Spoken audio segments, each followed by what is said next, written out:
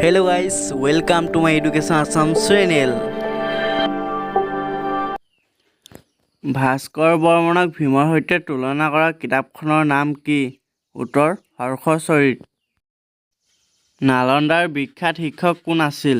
যাৰ অনুৰোধ আৰু পৰামৰ্শ অনুসৰি চীনা তীৰ্থযাত্ৰী ইউএন চাং কামৰূপ ভ্ৰমণ কৰিছিল?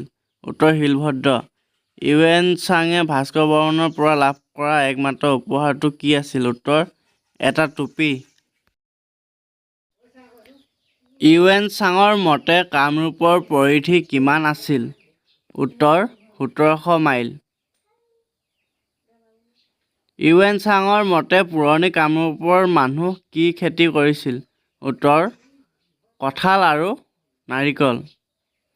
ইউএন চাঙৰ মতে জাতি অনুসৰি ভাস্কৰ বৰ্মন আছিল এজন? উত্তৰ